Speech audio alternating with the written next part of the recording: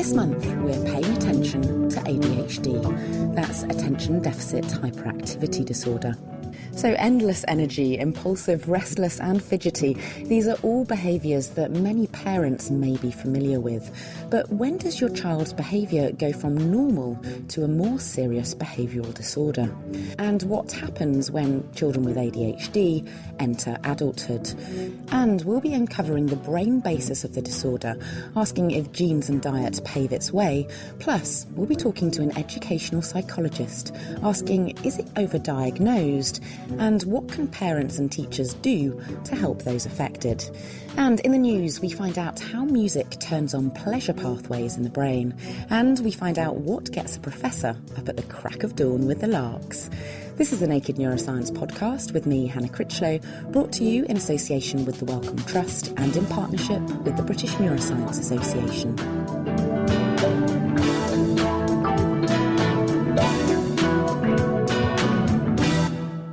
Kicking off the programme, I spoke with Terry Laverty, who has recently been diagnosed with ADHD and, as a result, has co-founded an ADHD support group called Adaptability at Cambridge. I asked him what people with adult ADHD might experience. People with ADHD tend to process their emotions more quickly than people without. So you might find yourself apologising for temper tantrums quite a lot, or perhaps not planning ahead and considering the consequences of your actions.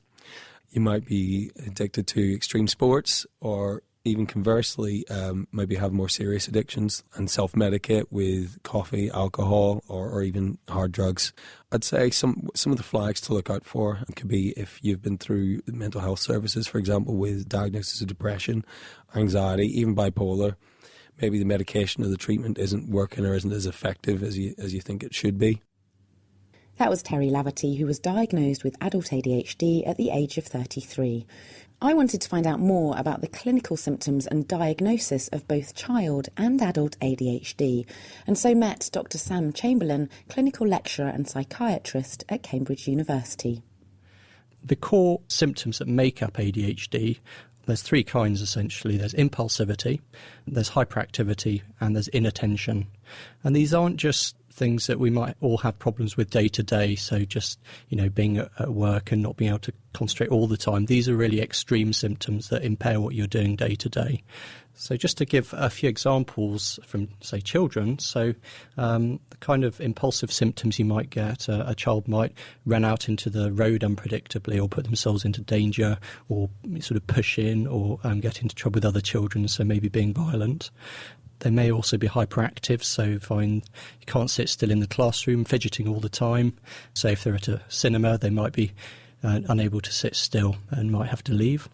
And then you've got the inattentive symptoms. So child with ADHD with these symptoms, they might just not be able to concentrate on their schoolwork. They won't achieve as they should in many cases. And ADHD is a very treatable condition, and that's why it's important that we recognise it. The symptoms can look a little bit different in adults because many people who grow up with ADHD learn sort of coping strategies. And the kind of things adults with ADHD might see is they might be impulsive, so they might tend to get in trouble with the police. Sometimes they might use illicit drugs or overuse alcohol. They can be hyperactive, so again, similar things as in children, so just not being able to sit still, not being able to be in one place and just focus on one thing. And then the problems with attention, again, that can affect how they do at work, but it also can lead to problems in their relationships as well.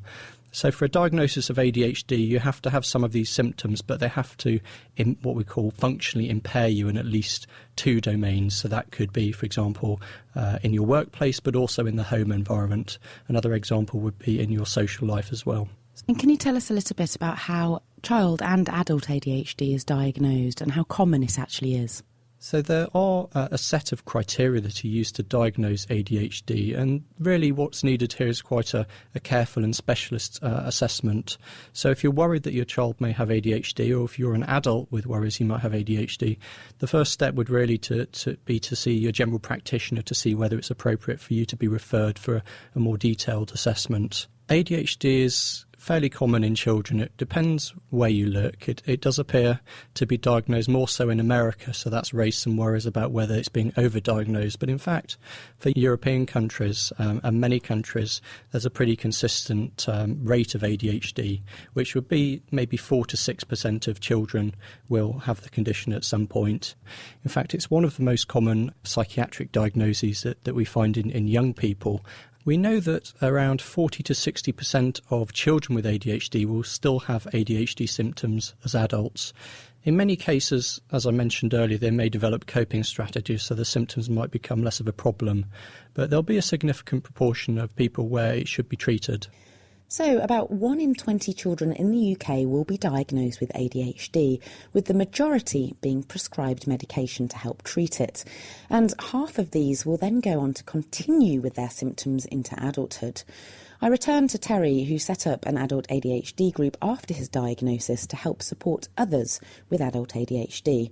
I wanted to find out, are there any benefits associated with it? I've found actually that people tend to respond really well to my enthusiasm, but at the same time, some people can occasionally get a bit put off because it can be quite intense. I find that people with ADHD can often be quite empathic and be really good with people, and I think there's actually a lot of positivity with ADHD as well. We can be really creative. I asked Sam about this aspect of ADHD. So it's important when we think about ADHD not to think of just the negative things, but to also think whether there might be a reason why ADHD persists, why over evolution have the symptoms sort of remained in the population, especially in milder forms. So people with mild ADHD symptoms, it might actually be useful in terms of being creative in their jobs or coming up with new ideas. So it's not always a negative thing, but I would say that in people who have the fully blown form of ADHD, then by definition that is really impairing what they're doing day to day. So other than the symptoms that people with the disorder present, what other ways can we start to understand it? To find out, I visited Professor Trevor Robbins, who's head of the Behavioural and Clinical Neuroscience Institute at Cambridge University. So then going to the other levels of analysis, at a psychological level, we can ask the question, well, what is impulsivity? Is it an abnormality of the reward system, for example? We can ask whether ADHD individuals are somehow understimulated or under-aroused so that they need to indulge in this overactivity to get themselves to an optimal level of behaviour. We can ask whether they have problems with reward or if they have problems in what we call executive control of their behaviour, which is often the case, for example, if your frontal lobes are impaired in the brain. At a brain level, we can use quite a lot of evidence from brain imaging to show, for example, that in ADHD there are problems in areas like the frontal lobes. So the grey matter may not be fully formed in these areas, or maybe the connections between different areas don't form particularly well. And there is certainly imaging evidence for that. There may also be biochemical evidence in the brain of abnormalities. For example, in the neurotransmitters dopamine or noradrenaline. And they've been focused on a lot because these neurotransmitters, which are of course chemical messengers, are affected by the drugs which are customarily used to treat ADHD. So foremost among these is Ritalin, also called methylphenidate, which is a kind of amphetamine. And amphetamine itself is also used under the name of Adderall. And methylphenidate increases the levels of dopamine and noradrenaline that are available to stimulate the nerve cells. It does this by blocking a molecule called the transporter, which stops these neurotransmitters being catabolized or metabolized. Instead, they're taken back up into the nerve cells. So that's very interesting. The fact that these drugs like Ritalin and amphetamine work suggests that there is some abnormality possibly in these transmitters. So could we use these chemical and structural brain changes in ADHD to help develop biological markers that could help with the diagnosis of the disorder? Back to Sam. I think this is a very exciting area. As I said the diagnosis of ADHD requires quite a detailed assessment, and we don't always get it right. So there is an ongoing search for what we call endophenotypes. Essentially what it means is it's an intermediate marker, so it's a biomarker. It might be a measure of your cognitive abilities. It might be a measure of your brain structure that you might work out using a simple brain scan. And what we hope is that we'll be able to develop techniques to get more objective diagnosis of ADHD. So you might come into the laboratory and do some different cognitive tests, maybe have a brain scan, and we can use that information to help us clarify what the diagnosis is and work out what treatment will be best for you.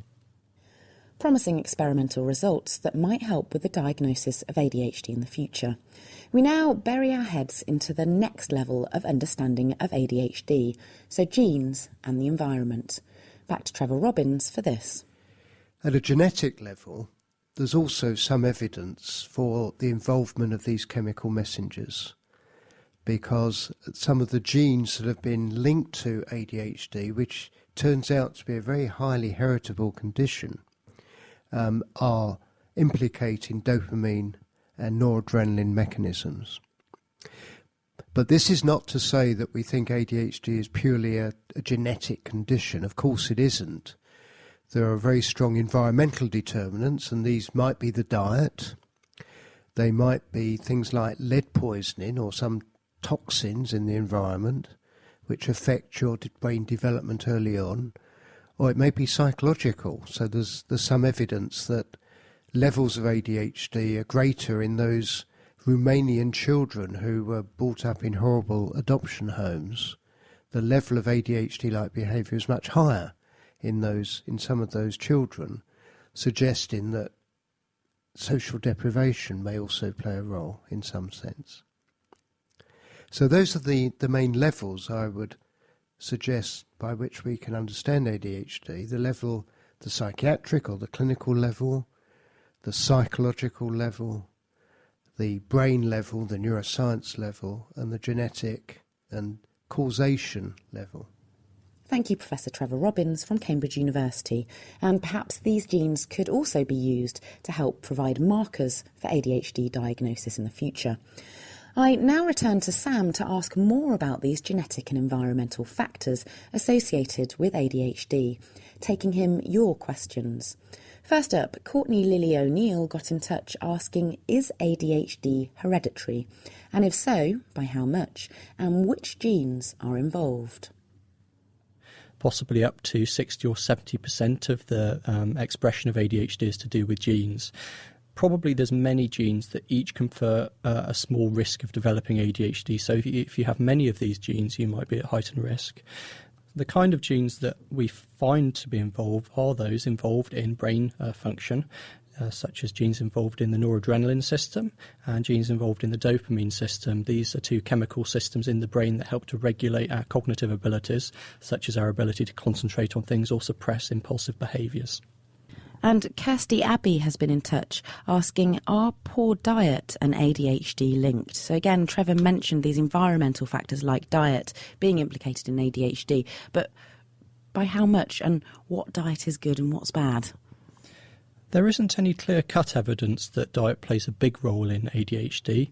That said, there's a lot we don't understand about the causes, so there is some emerging evidence that omega-3 oils might be helpful in ADHD. There's been some controlled trials of this. Not really enough evidence yet to say to people, in general, you should be going out and taking omega-3 oil supplements, but it is an important area that we're looking into. Thanks, Sam Chamberlain from Cambridge University. I then turned to another expert to find out more about child ADHD. Tio Gibson got in touch, asking what should parents and teachers do when dealing with kids who have ADHD? My name's Tom Hughes. I'm a doctoral trainee educational psychologist. I study at the University of Birmingham and work for Cambridgeshire Educational Psychology Service. As part of my role, I work with families and children that have ADHD and typically work with schools and teachers and parents to try and help them cope with aspects of their life. I think typically the parents or the teachers will represent that the children struggle in school, either academically or socially. Whilst we would stress with school staff and parents that there are no generic support measures, if you like, around working for children with ADHD or with children with ADHD, They're all different. Typically, there are strategies that work. My advice would be to look at the environmental factors around the child and organising the environment to maximise the chances they have of a success. And it may be that there may be environmental cues that help them concentrate in certain environments. So that might be things like setting up trays to help them manage the inflow and outflow of work, help limit their distractions by setting up workstations, help positioning them near positive role models. And then certainly with parents and teachers, we talk about behaviour management strategies, which are certainly applicable to all children, but maybe more so to children with ADHD. And we would talk about the routines and schedules within school and at home, just in helping them understand the expectations that the adults have of them and the setting has of them. And I think often children with ADHD need support with things like, we would call them calming manipulatives, so things for them to hold in their hands maybe when they're in school and they're starting to get anxious, or they start to feel their attention wandering, or providing them escape valves, so allowing them to leave the class if they feel they're starting to get out of control or they can't cope. So we would certainly advise parents and teachers on some of those strategies to help them cope. Recent studies have indicated that somewhere between 3 and 12% of children in the UK have been diagnosed with ADHD, and there's certain criticisms that it's overdiagnosed. I just wondered if you could comment on that. I think that's an area that you'd probably hear very different responses from medical professionals than you may do from educational professionals. There's certainly an argument that the diagnosis of ADHD represents the medicalisation of inattention or hyperactivity and those sorts of behaviours. And that medicalisation of those behavioural difficulties locates the problem within the child. So there is an argument that would say ADHD is better regarded as a cultural construct rather than a bona fide medical disorder.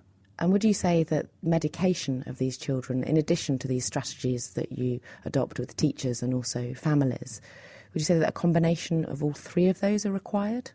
I think that's the key, that any of the guidelines associated with intervention to support children with ADHD, if medication is involved, it needs to be as part of a coherent, integrated package that might involve psychological or behavioural interventions, educational advice, environmental changes. So key to supporting children with ADHD with or without medication often involves managing the environment around them. Ikra Assad has been in touch asking, can ADHD be treated by training children with mind games and video games and quizzes? I haven't seen any information that would talk to whether those are interventions that work for children with ADHD. Whether those would be interventions or rewards, I'm not sure. Rewards, absolutely, I do think, as long as the child signs up to what those rewards are, they're gettable, they're clearly understood, and generally intrinsic as opposed to extrinsic. So something that's important to the child rather than money or something similar. You know, we do see those working with all children, but they may be particularly useful for children with ADHD. So, for example, I like going for bike rides, so my reward would be going for a bike ride on a Sunday if I'd concentrated during the week. Absolutely, and part of that is about helping identify what it is about the target that's important and being specific enough that the child can understand what it is and then achieve it. And I think we are all guilty sometimes of identifying woolly or loose targets that are, setting the child up to fail. So investing in that upfront process of setting the targets, getting the child involved, and then having a reward that's significant and important to them. Again, this is relevant for all children, but will be specifically effective for children with ADHD. And then Michael Patella has been in touch asking, kids seem to sit in front of the TV or video games for hours without problem. Are schools not as stimulating? And if that is the problem, could it be changed? I think all children that I work with see some elements of schoolwork more stimulating than others, and it's very different from a individual interest-based activity like sitting on a computer game. The majority of the classes that I go into, if not all of the classes I go into, are stimulating and interesting. I think they may be less stimulating and interesting if you're less likely to attend to the content. If you do have high levels of inattention or hyperactivity, then it may be that you're less focused on the work that's going on in front of you and more on the distractions around you, and I think that sometimes contributes to the sense of not being engaged with the content. To the question, what could be changed? Well, we would always advise teachers to think about how they would differentiate the content or the process or indeed the outputs of the classroom to ensure that children are engaged with whatever work is going on in the class. And lastly, a question from me. So are there any misconceptions or new educational policy that you'd like to mention relevant to ADHD? I think one area that's becoming increasingly well understood at the moment is the psychological impact of an ADHD diagnosis for a child. And so increasingly I meet children now that are in the receipt of a diagnosis and potentially taking medication. And I think as we start to see that effect taking course over a longer term, and the psychological impact of that diagnosis becomes clearer. So research now indicates that children who have received an ADHD diagnosis may perceive themselves to be less able than their peers, or it may mean that they perceive their behaviour to be uncontrollable. So I can't cope in this situation, and that's because I have ADHD. As soon as children start to locate the source of their difficulties outside themselves, it means they don't think it's worth trying, for example, or they're less likely to take responsibility for their success and failure. And clearly in school, that's a difficulty. Thank you, Tom Hughes, doctoral trainee educational psychologist at Birmingham University. We'll be returning to the topic of diagnosis of ADHD in the Neuroscience News. In the meanwhile, if you've got any burning questions about your brain and the nervous system, then just email them to neuroscience@thenakedscientists.com. You can tweet us at Naked Neuroscience, or you can post on our Facebook page, and we'll do our best to answer them for you. Next up, we visit PhD student David Weston for his top neuroscience stories for the month. So the first paper I'd like to talk about ties into this whole theme of attention and ADHD.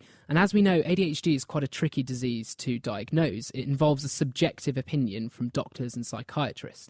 As a result, scientists have been looking for a way to identify those who may have ADHD by looking for a structural change in the brain. So a study published this month in Biological Psychiatry has looked not just at the structural differences between the brains of ADHD patients and the general population, but also differences in the connectivity of different brain regions. And what the lead author of this paper, Samuel Cortez, and his colleagues at the Child Study Center in the USA have found is that the brain connectivity of ADHD patients is actually slightly different from those of normal population. So they measured the connectivity of the brain using a technique called diffusion tensor imaging, which is a type of MRI scan that looks specifically at the connectivity of white matter tracts in the brain. And what kind of things did they find using this technique? They found differences in the white matter tracts of subjects with ADHD, whether they had the ADHD as an adult or as a result of a childhood diagnosis. And these white matter tracts are the pathways that connect areas of the brain involved in higher cognitive functions.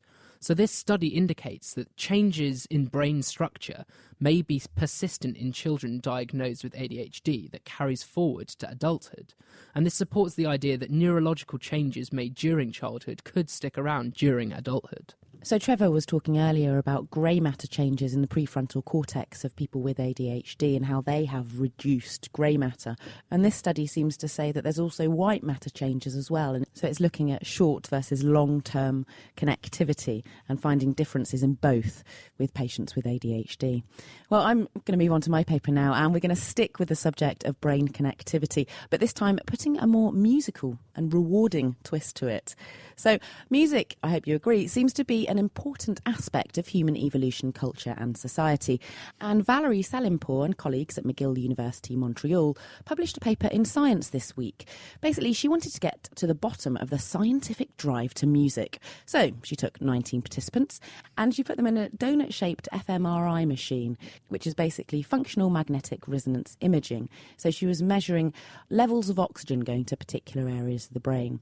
And whilst she was measuring this oxygen bursts in the brain, she was playing 30-second sound bites of different tunes to these volunteers. And these were all new tunes that the volunteers hadn't heard before. And then she was watching as different areas of the brain lit up with oxygen. What was the result of the finding? Well, perhaps unsurprisingly, when the participant rated that they liked a particular new tune or soundbite, then a bit of their brain called the nucleus accumbens, which is buried deep in the brain, it's involved in reward during addiction, eating and sex, and it's known as the pleasure or reward zone of the brain. And perhaps unsurprisingly, it lit up with oxygen bursts using a money paradigm of buying these tunes over iTunes. But the scientists also found that whilst the volunteers were listening to these different sound bites, different areas of the brain were getting recruited. So oxygen rushing to the auditory cortices, so the bit by your ear, the bit that processes sounds, and also the medial prefrontal cortex, which is the region that's involved in making decisions. And then there was also oxygen rushing to the amygdala, which is this small almond-shaped structure that's involved in emotions. And then all of these different areas, these brain areas, were connecting with each other and sending information, it seems, to the nucleus accumbens, which was then lighting up, dependent on how these other brain regions were actually talking or communicating to it. So the communication of different areas in the brain could tell us how pleasurable the music that we're listening to is? Well, almost. It's actually the response of the nucleus accumbens that could predict whether the people were likely to buy this new piece of music that they hadn't heard before. But scientists think that the individual's previous exposure to different environments and different musical scenes might affect those connections, which then connect with the nucleus accumbens and drive the reward or pleasure response to the music.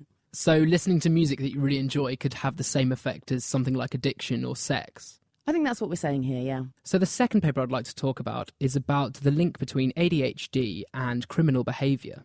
And this paper was published in the Journal of Criminal Behaviour and Mental Health, and it looks at the long-term impacts of having ADHD from childhood.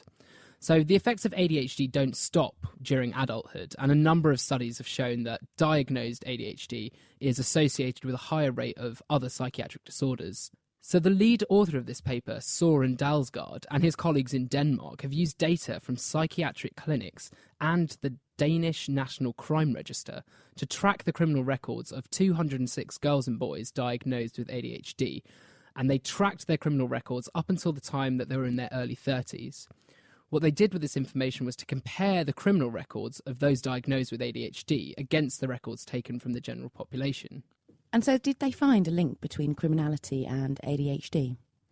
Yeah, the results showed that the children diagnosed with ADHD were 5 times more likely to be convicted with a crime compared to the general population. So these results seem to send quite a strong message, but are there any limitations with this study, do you think? Yeah, I mean, the paper is really good in some respects because it's a very wide national level study, but there are a few caveats that we need to consider. The first is that the study focused on children with quite severe ADHD, and as we know, the disorder varies in its severity, so we can't make generalised conclusions about ADHD based on these very specific cases. That was David Weston from Cambridge University. I returned to psychiatrist Dr. Sam Chamberlain to get his comments on that last news story. So it's a really interesting paper, and what it seems to be showing is that if you follow children with ADHD up over time, they are at increased risk of being involved in the criminal justice system. And according to this research, it may be up to half of children with ADHD who then at some point have some contact with the criminal justice system.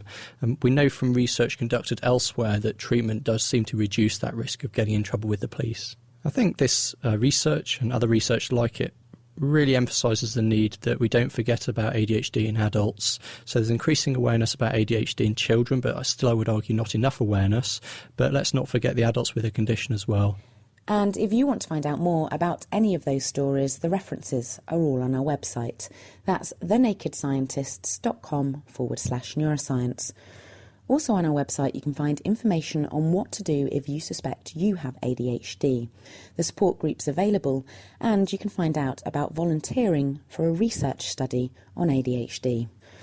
And closing this month's show, we turn our attention to a completely different topic to find out what gets Professor Nikki Clayton from Cambridge University leaping out of her bed with the larks. Bird brain, nevermore. There's something spectacular about songbirds, the sight of their wonderful wings, the sound of their melodious serenades, and the sheer beauty of their synchronous dancing displays. Perhaps the most intriguing question of all, however, is what lies beneath that beady eye. until quite recently, it was assumed that birds were rather simple creatures with little ability to think. We now know that's not true. This mistake arose because the bird's brain has a very different structure to that of mammals, bereft as it is of the 6-layered structure of our cortex, which has long been thought to provide the unique machinery for intelligence. History has it that when the anatomist Ludwig Edinger first proposed the nomenclature for the various brain regions, he thought that most of the avian brain matter was derived from the striatum and basal ganglia.